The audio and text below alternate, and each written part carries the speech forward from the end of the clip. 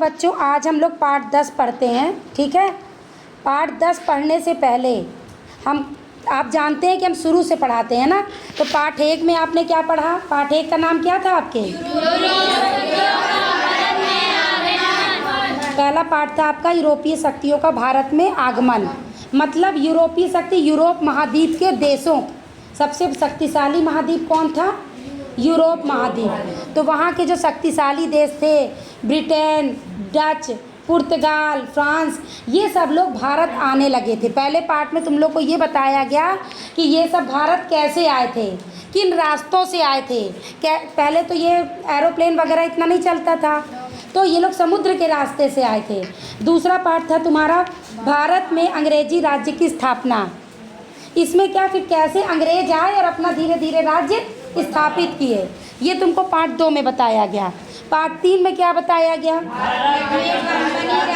कि भारत में जो कंपनी राज, जो ईस्ट इंडिया कंपनी बनाई थी अंग्रेजों ने, उसने कैसे पूरे भारत में कब्जा कर लिया। चौथे पार्ट में तुम्हारे क्या बताया? भारत में कंपनी राज्य का प्रभाव, कि जो कंपनी बन गई, ईस्ट इंडिया कंपनी बन गई, इसने पूरे देश में प्रभाव क्या डाला, कितना शोषण किया हमारा, इस पाठ में ये बताया गया। फिर क्या बताया गया अगले पाठ में? अब ये स्वतंत्रता संग्राम किसका परिणाम हुआ?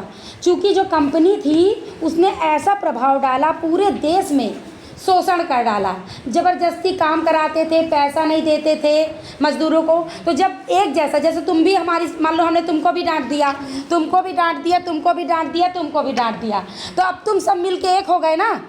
अब तुम सब मिलके एक हमसे लड़ोगे, क्योंकि तीनों एक ही दुख से चारों परेशान हो।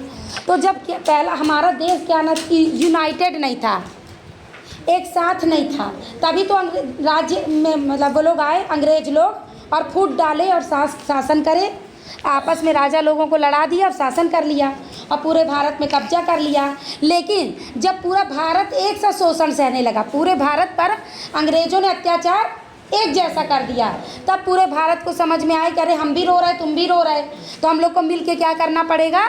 लड़ाई। तब उनकी बुद्धि हरी हुई और उन्होंने पहली बार प्रथम, इसीलिए इसको क्या कहते हैं, प्रथम स्वतंत्रता संग्राम कब शुरू किया था? 1857 में। तो इस पाठ में तुम लोग को वही बताया गया कि क्यों करना पड़ा, और करा तो कारण क्या थे, वही कारण, और उसका परिणाम क्या हुआ। जब स्वतंत्रता संग्राम हुआ तो उसका फल क्या मिला? तो अगले फल ये मिला कि बहुत सफल नहीं हुआ, नहीं तो अंग्रेज तो तभी चले जाते 1857 में। और सफल क्यों नहीं हुआ?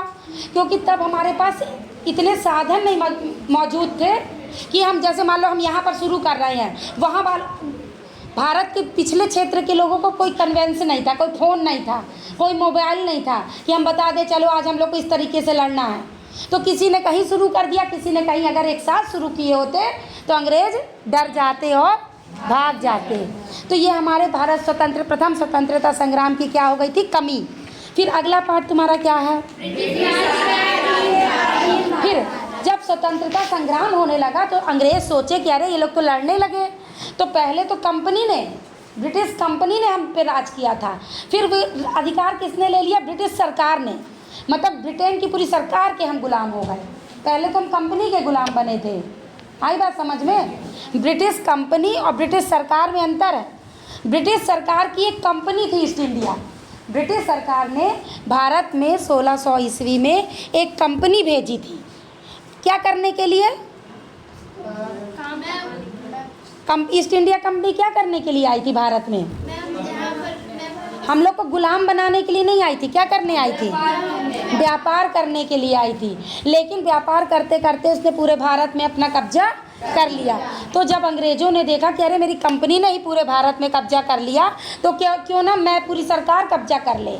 तो हम लोग पूरी तरह से ब्रिटिश सरकार के क्या हो गए? गुलाम हो गए। अगला पार्ट क्या हुआ फिर? अब जब हम लोग, अभी तो कंपनी के गुलाम थे, अब किसके हो गए? ब्रिटिश सरकार के हो गए गुलाम।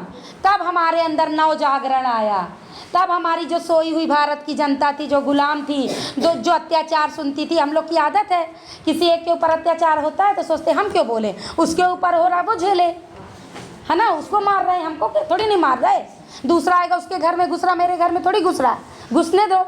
तो सबने एक एक दूसरे को घुसने दिया। जब सबके घर में घुस गया जब ब्रिटिश सरकार सबके घर में घुस गई, तब जागरण आया, तब जागृत हुए कि अरे हमको तो इसका विरोध करना पड़ेगा और इनको भगाना पड़ेगा। तब नई नई विचारधाराएं आई, नवजागरण हुआ कि हमको कैसे परिवर्तन, हमारे समाज में कमी क्या है।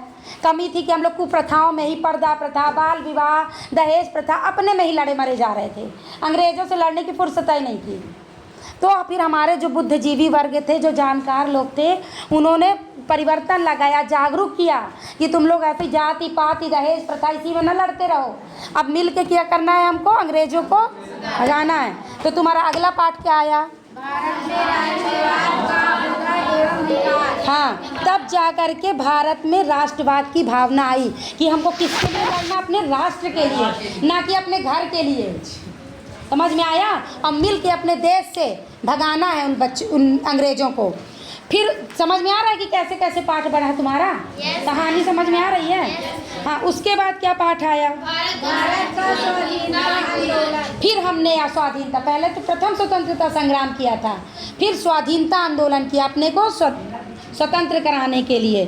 फिर क्या किया? अगला पाठ, अंग्रेज भारत छोड़ने को विवश। तो जब हमने इतने आंदोलन किए, हल्ला नहीं करेगा कोई भी, जब हमने इतने आंदोलन करे तो हमारी अंग्रेज़ सरकार विवश हो गई, मजबूर हो गई, अब जान गई कि अब हमको भारतीय लोग भारत में रहने नहीं देंगे।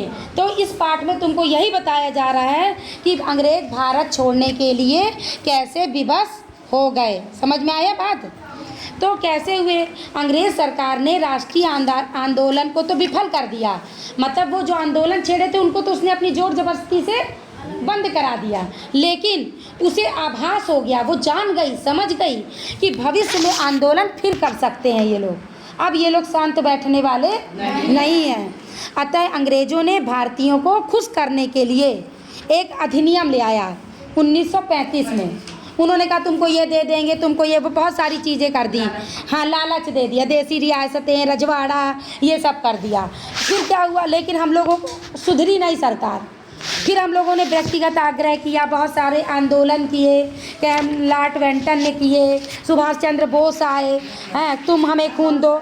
हाँ, आज़ाद हिंद फौज का गठन किया, जय हिंद का नारा लगाया, दिल्ली चलो, और बोले कि नहीं, हम लोग को अब इनकी अंग्रेज़ों की बातों में नहीं आना है, हमको अपने भारत को स्वतंत्र करना है। और सुभाष चंद्र बोस ने कहा था तुम मुझे खून दो, मैं तुम्हें ये याद रखना है तुम लोग को। इस तरह से करते करते अब हम लोग बिल्कुल पूरी तरह से जागृत हो गए थे। अब तो नहीं सोएगा भारत, कि सो जाएगा फिर? नहीं तो चीन आ जाएगा, पता है कि नहीं? चीन मुंह खोले बैठा है भारत को कब्जे में करने के लिए। तो इस तरह से अब हम आते हैं अपने इसमें क्वेश्चन आंसर्स में।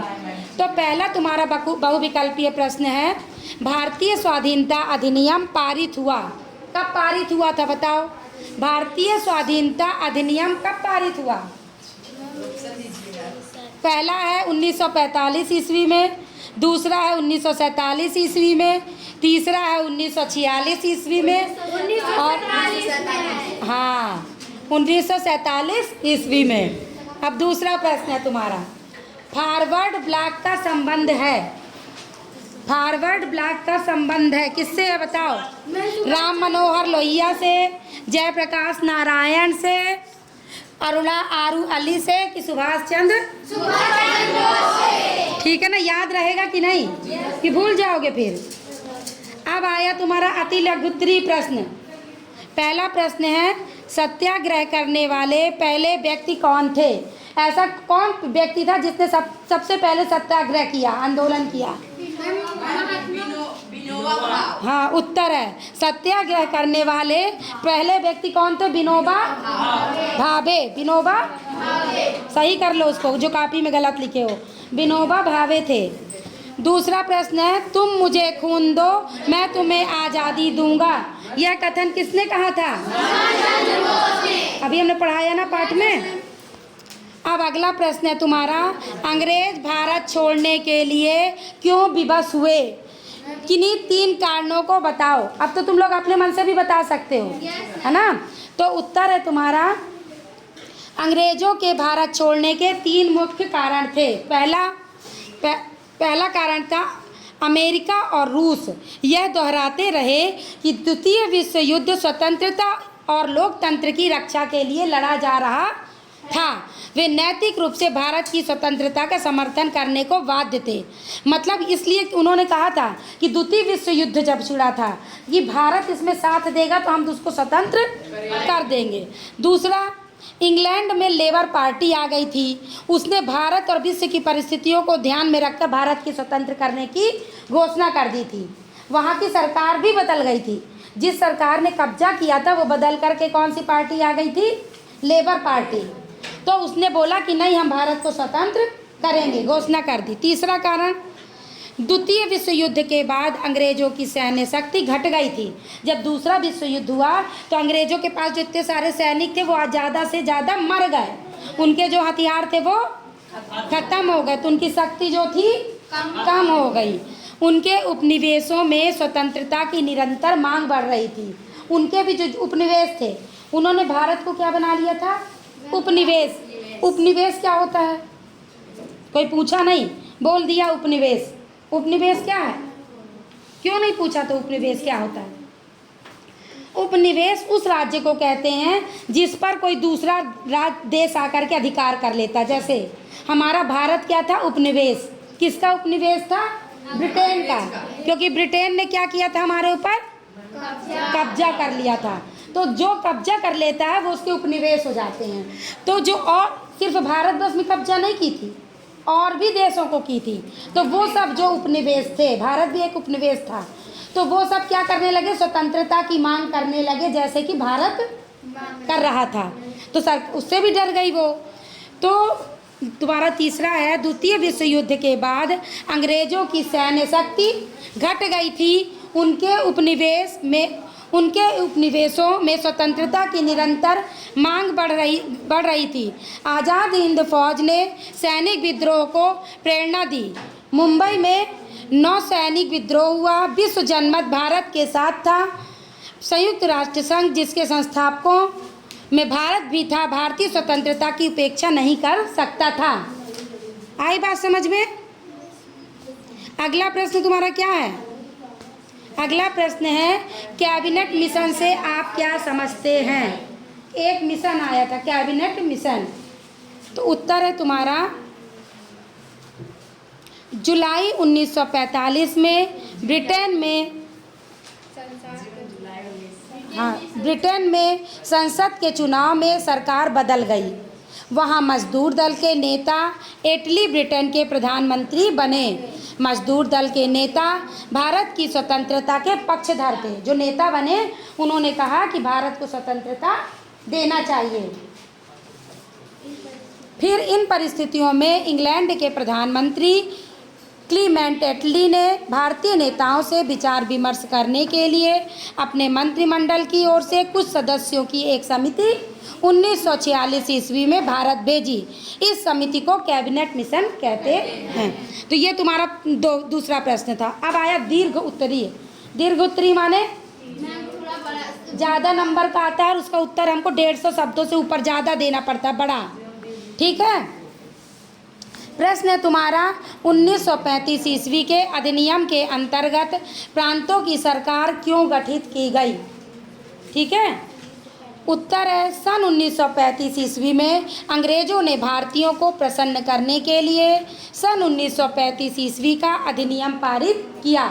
बताए थे ना कि अंग्रेज डर के क्या किए थे 1935 में? भारतीयों को खुश करने के लिए एक अधिनियम ले आए थे। वही पूछ रहा है कि प्रश्न पूछ रहा है तुम्हारा कि 1935 ईस्वी के अधिनियम के अंतर्गत प्रांतों की सरकारों को क्यों गठित किया गया, है ना, उसी को बता रहा है। तो सन 1935 ईस्वी में अंग्रेजों ने भारतीयों को प्रसन्न करने के लिए सन 1935 ईस्वी का अधिनियम पारित किया। इसके अंतर्गत प्रांतों को कुछ सीमा तक स्वतंत्रता प्रदान कर दी गई थी। प्रांतों में भारतीय स्वायत्तता की व्यवस्था प्रांतीय स्वायत्तता की व्यवस्था की गई। केंद्र में अखिल भारतीय संघ की स्थापना की गई। इस संघ में भारत के प्रांतों तथा देशी रियासतों को शामिल किया गया। यह भी व्यवस्था की गई कि केंद्र की विधायिका में देशी राजाओं द्वारा मनोनीत प्रतिनिधि भी रहेंगे। अतः इस अधिनियम के अंतर्गत प्रांतों की सरकार गठित की गई। मतलब उसने क्या कह दिया कि हर प्रांत को स्वतंत्रता दे दी खुश करने के लिए, और उसके ऊपर कब्जा अब नहीं रखा। तो हमारे भारतीय लोग भी समझ गए कि अब अंग्रेज चालाकी से हमको बुद्धू बना रही है, तो हमको अब शांत नहीं बैठना है और लड़ाई करके अंग्रेजों को हराना है और भगाना है। इस तरह से तुम लोगों का ये चैप्टर समाप्त होता है। अब इसको समझ लेना, तब कॉपी में प्रश्न उत्तर लिखना, ठीक है। धन्यवाद।